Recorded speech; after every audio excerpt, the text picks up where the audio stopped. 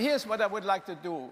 And I would like to look at the business that you may have, that you may want to create, that you may want to go into, and say, what is the thinking? Because I started a couple of companies, big companies in my business, and incidentally, if I talk about hotel or guest and so on, look, it's all the same. It doesn't matter if it is a shoe store or a hotel. The guests want to be happy, the employee want to be happy, you want to get customers to come back and so on. It's really all the same. You translate it into your business. So I want to kind of break down a few things. What is the thinking when you want to go back and redo your business or want to start a new business? What do you think about? What do you have to think about it? And how do you lead it forward? How do you create it? In order to, after you have that idea, you have to institute it, and the thinking, what should be going in there, and the thinking as you manage it, and manage. And you hear so much about leadership and management. We heard a lot about today, and all great input and exciting, great. I want to congratulate everybody who spoke here, because I got a lot out of it to improve my leadership and management. But there is a lot of confusion out there when I talk to people about what is the difference between management and leadership and other, and I would like to unpack this for you. Because you have to know, in my opinion, you always have to know where do things come from in order to understand why am I doing things, why is society and so on doing those things, why are we doing this in business. So I want to a little bit unpack this. And I want to look at, so we want to do new business. I decide to go into a business, start a new company. I've done that a couple times before. So I look at it, which industry? Hotel industry. The next thing I have to do is what market segments in the hotel industry, in your industry, in your business. What market segment?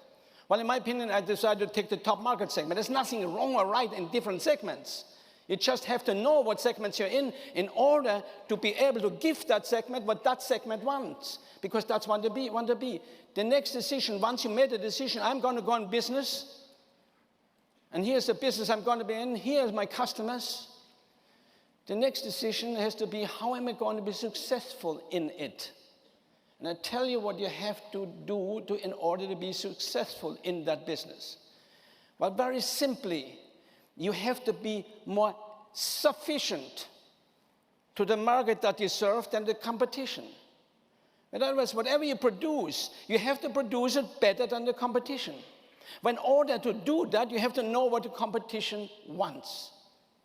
What the customer wants, forgive me.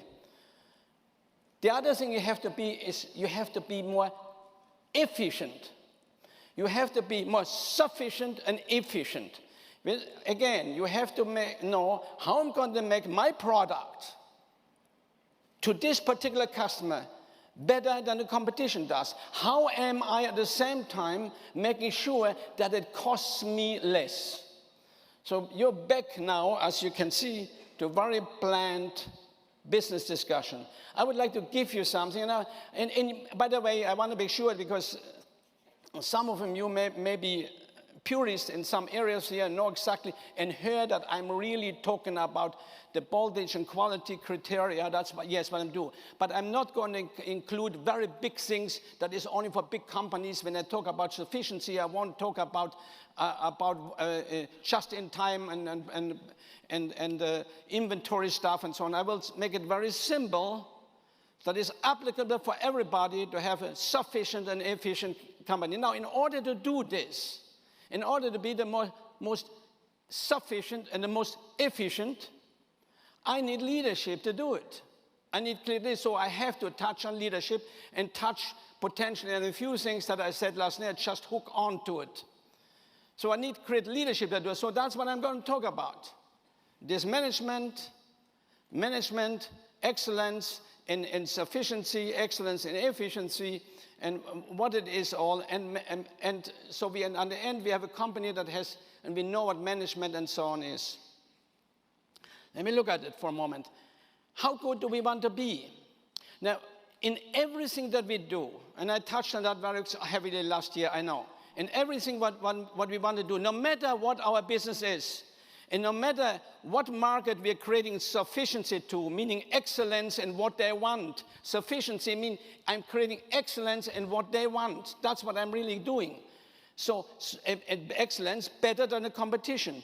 In all excellence that I'm creating as in a business, doesn't matter what business it is in, I can assure you, part of what you have to be excellent is hospitality.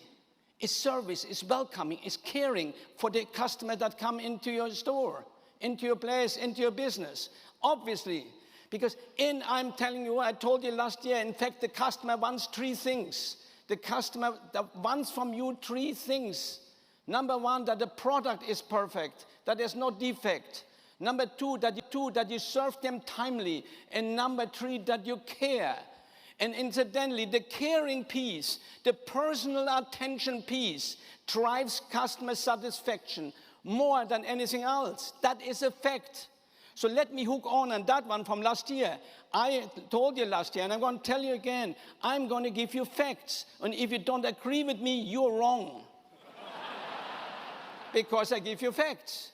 So we stay with those facts. So then the fact, and accept this fact right now, that your hospitality, even doesn't matter what store you have. If you have a shoe store, and shoes was mentioned earlier, if you have a shoe store and the customer comes in and looks around and experiences great hospitality, somebody saying, welcome, I'm here to help you, I'm here to pay attention, and you leave without buying a shoe, you still won just now. You just still are a winner, because next time they look for shoes, they come back in your store because you made them feel well, you made them feel important, you showed them that you're professional, you showed them that you care. Hospitality is a great deal. And of course, I'm in the purely hospitality business, but you all are in the hospitality business. How good are we at hospitality? Let's look in the mirror for a minute and think how good we are, including me. Let me share with you somebody that speaks about hospitality. It was written a few years ago, exactly 1,500 years ago. St. Bartholomew, he wrote to his monasteries as to how to serve people. Listen to that, just to understand a standard of hospitality. And then let's look and see how we're doing against it. So do I. Here's what he said. All guests who arrive should be received as if they were Jesus Christ himself. Wow. I give up right there.